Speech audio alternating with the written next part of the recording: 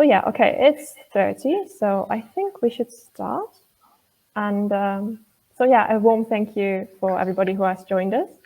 And to the participants, thank you for also joining our session. We would love to have some interaction within this session, so don't be shy, ask your questions that you have. And please do ask questions, and I will try my best to pick out the most popular questions in the little time that we have. And to submit them, I would ask you to please look at the right-hand side. There's an event and there's a session. So if you want to ask your questions, click on session and then submit them to the Q&A section, because I will only be monitoring the Q&A section. It's a bit difficult for me to monitor the chats too. So please ask in the Q&A section. And if you find your own question that you wanted to ask, just give it a thumbs up, so I know that it is an important one.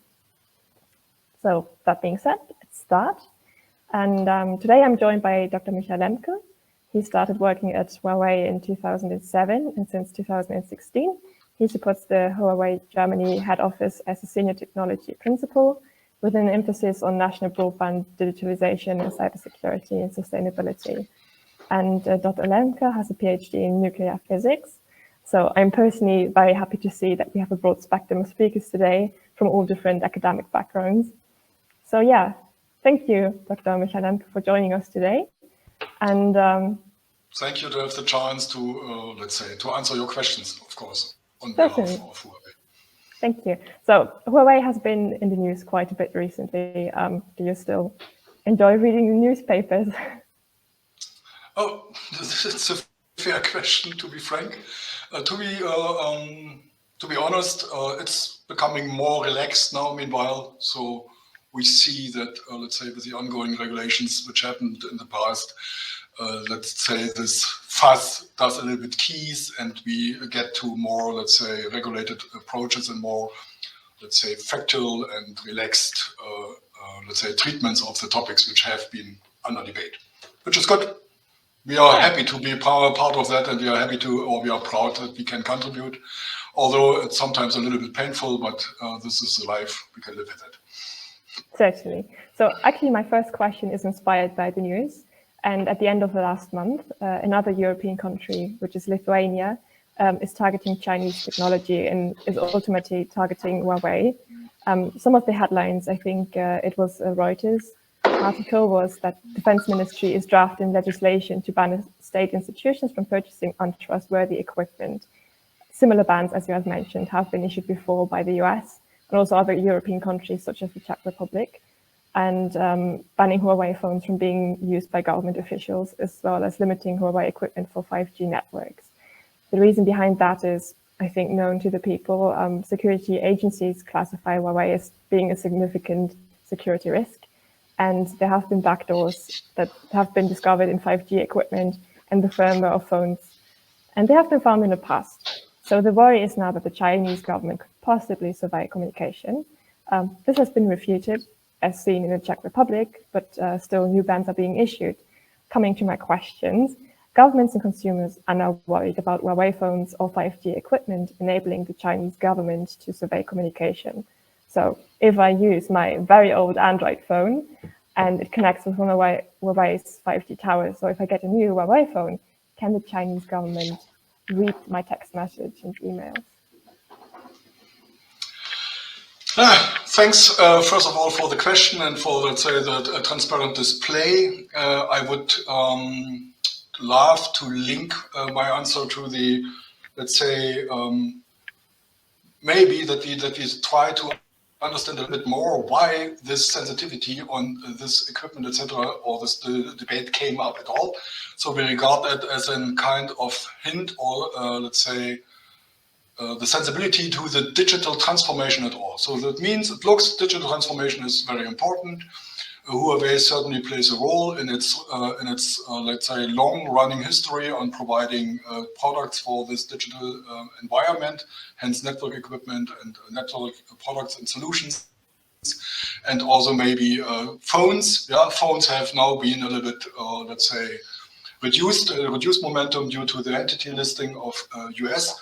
But first of all, I have to firmly say and state it again, there is no backdoor implemented into Huawei equipment, and there's, let's say, no evidence on, there's no evidence at all that those have been discovered. If you double check carefully, then you would find out that the proof, at least what I see, and I'm representing here the German office of Huawei, there is no proof for that, and we have a long-running history for, let's say, a safe and secure operation of products and solutions by Huawei. Giving you a little, let's say,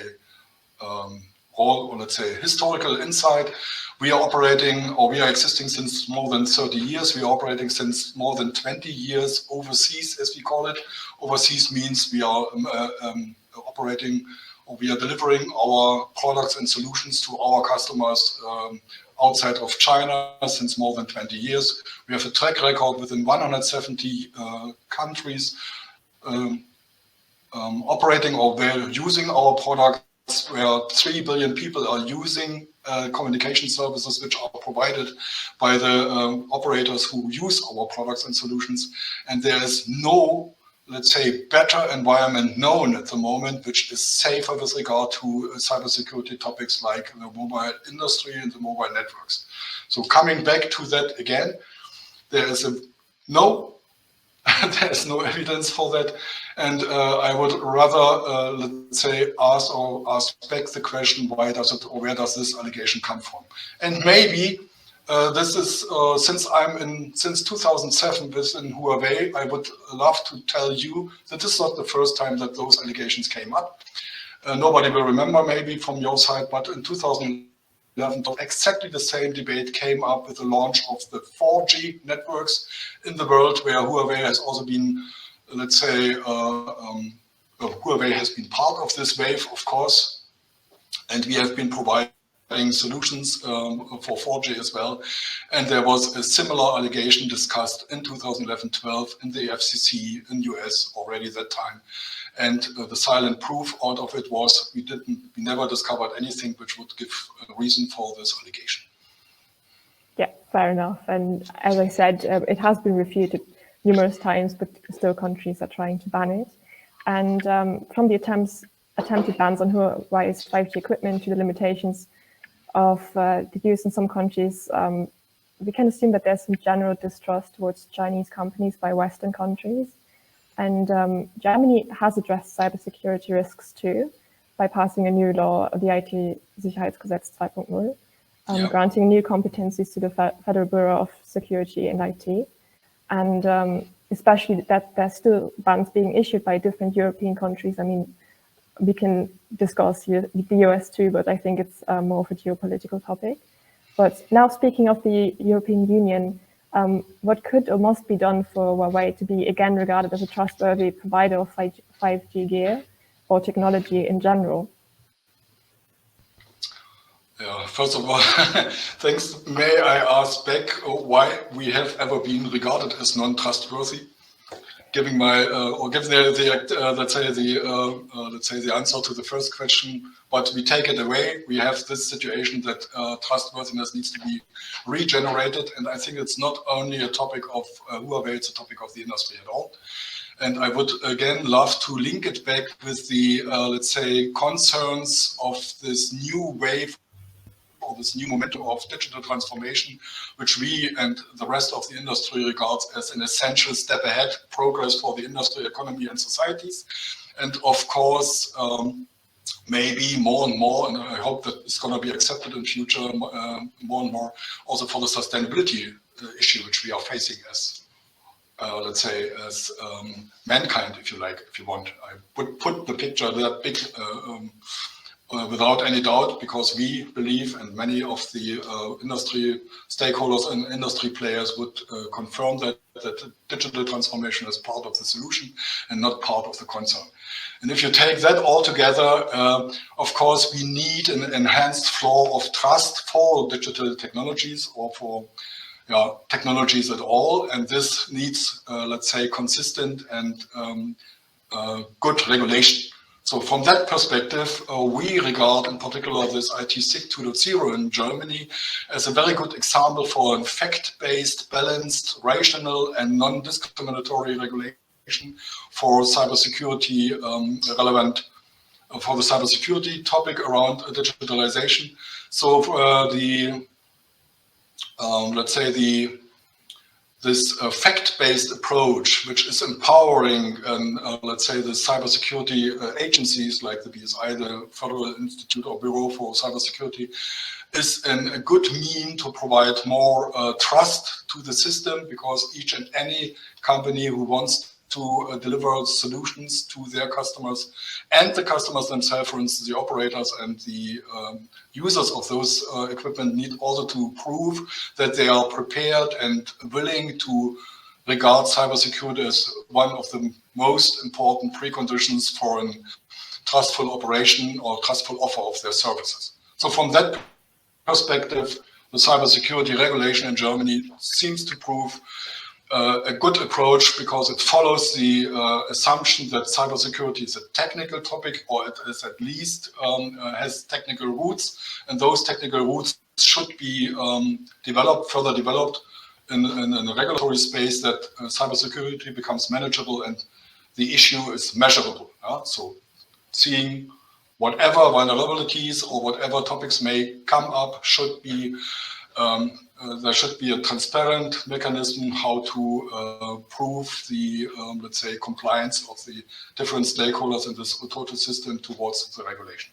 And here we are happy, we are transparent to maximum extent. We are potentially the most scrutinized company in this environment at all, globally. And again, I can only repeat, we have our clean record and we are totally committed to continue this clean record. If you link it a little bit more to this 5G topic, as I said, we are operating since 20 years without real proof of any, let's say, failure or let's say compromising this communication technology. And we are part of the ecosystem that develops higher and higher standards in the cybersecurity environment.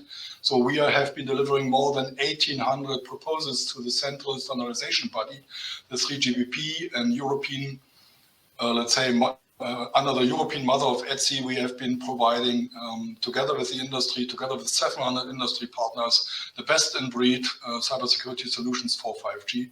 So I'm pretty convinced that our clean record from the past will be continued in future, in particular for 5G. Certainly. So you would agree that maybe there is some European-wide regulation on 5G and cybersecurity that needs to be put in place for people to, in general, trust more cyber communication or the 5G networks, because there's still, not only on the Huawei's part, there's just distrust in new technologies. So European-wide regulation? Yes, I fully agree. There is this, let's say, distrust in, let's say, since the momentum of new technologies and the consequent transformation process is, let's say, is appearing to be very invasive, in particular for those who are not in this domain, in the technology domain. Everybody who's in the technology domain would understand those new technologies as metaphoric next level of hammer, hammer 2.0, hammer 4.0, however you call it. And it's in the natural flow and the natural evolution of the technologies that the capabilities are developed more and more. Yeah. But for others who are not in this domain, it looks like a kind of threat. They are not fully understanding what's going on. And of course, they need to be assured that there is the technology is good for the people, it's good for the future, it's good for the society. And here I sense also a certain gap in, let's say, the education, the public, and accompanying those education also with the relevant transparency measures like security regulations, in order to help the people to grab and understand let's say, the importance of this technology evolution. Yeah, I absolutely get. So that's the reason why we have conferences like this, to educate people and teach them about the importance of 5G. And I am 30 years in this industry, and I always sense every time when there's a new step coming, yeah, we have this debate and we have the demand to discuss, and there are certain waves we can consider, or we can recognize.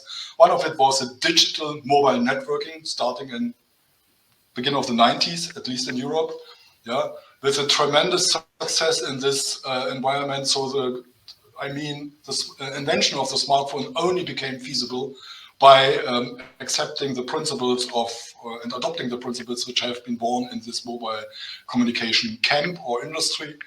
And this success of 6 billion devices connected without real flaw and without real danger gives a momentum, or gives an understanding of this momentum. And this is accompanied, if you like, with the second wave, which stepped in beginning of the 2000s, when the internet became a scaling opportunity. Yeah, and if you check carefully the let's say the sensitivity on the topic, it always comes from the internet. It does not come from the mobile networks. And what maybe the majority of people would be a little bit surprised when I clearly state 5G is not the internet. 5G is just the access to the internet. So the vulnerability is not in the access, it's more in the internet and the principles which apply there. I think that's a very important point to keep in mind. And since we were kind of talking about the topic of development in 5G, since the ban of the US companies from working together with Huawei, the phone sales have decreased. And also the 5G equipment produced by Huawei has been limited or even banned in some countries. For the UK, for example, there are only certain areas that it's allowed to be implemented. And from my point of view, that is kind of difficult aspect to research and development. So what do you think? What kind of effects does this possibly have on the rolling out of 5G networks, as well as the research and on the development of future technologies worldwide? Especially since, as you mentioned, Huawei is a large competitor, and if one competitor kind of leaves the market or is excluded from the market, it is difficult. Would you agree? Okay. Yeah. Let us step back a little bit, because it's part of my personal life. Is of course the market principles and the competition principles and market economy, and drives a certain consolidation. And of course, this consolidation has been taking place. When I started with, let's say, my Huawei life, if you like, there have been left. There are 5 to 6 or to 7 mobile equipment suppliers in the world. And this has been consolidated now down to 3 maybe very serious ones, and additional 2 which would be globally have to be counted globally. Yeah, and if you now check the composition of this landscape, which is, by the way, from the competition perspective, still healthy, we have 2 European and we have 3 Asian ones. 1 global Asian and 2 additional ones who, of course, play still a role. This is a healthy ecosystem that, in its composition and its, let's say, contribution to the innovation and to the research environment, has been providing the pace how, for instance, 5G technology has been standardized, has been developed and standardized, and is now being provided to the market as products. So now think, and this is in particular applicable to Europe, we have here 3, let's say, serious market leaders which are active in the market, and now 1 is being excluded. You can imagine yourself what that means.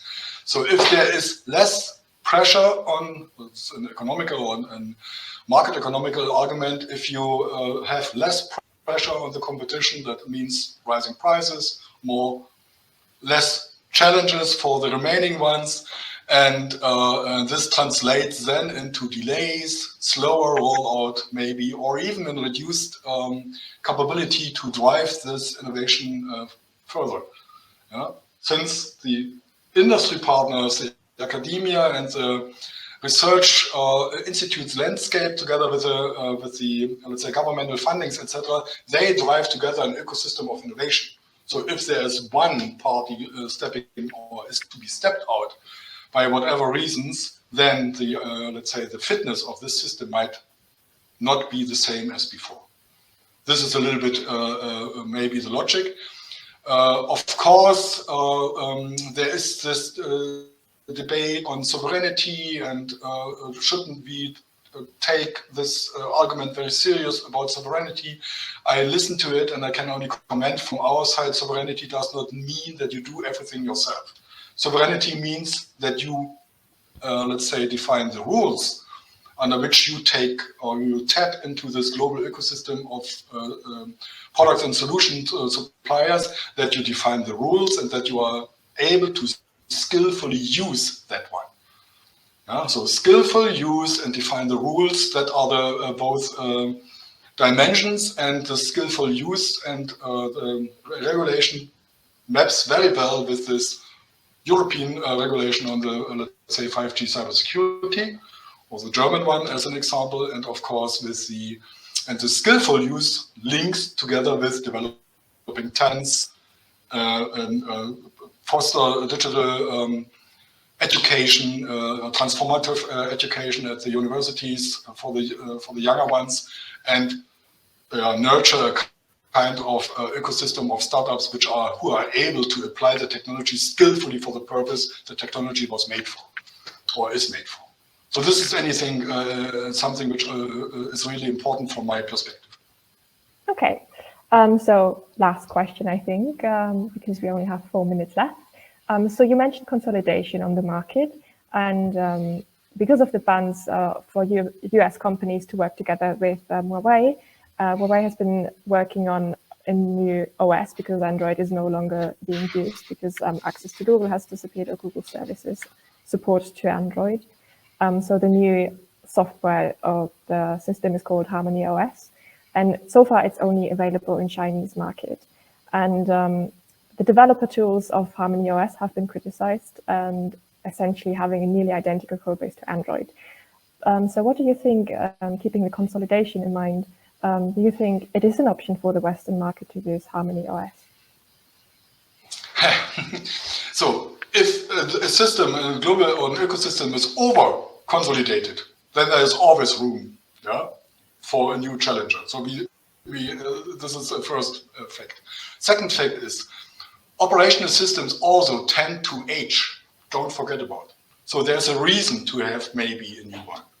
Third one is Harmony OS is trying to, let's say, ease and bridge the way to a more secure and more reliable, let's say, networking of devices.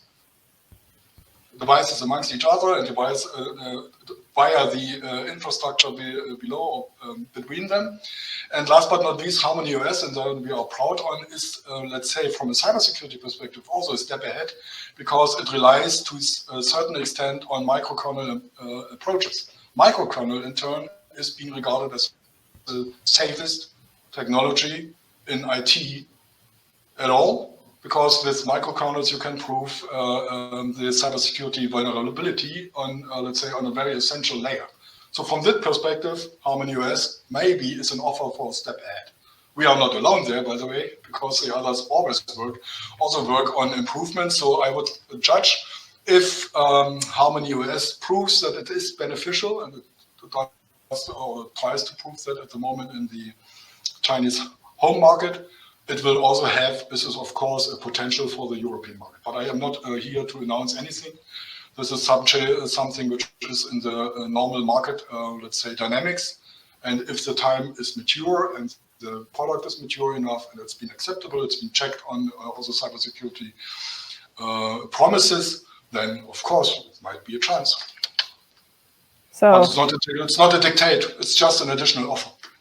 Definitely, but since it is that similar to Android, wouldn't the Western consumer just think, yeah, I already know this one, I already know Android, or I have iOS, so why would I care to switch to Harmony OS?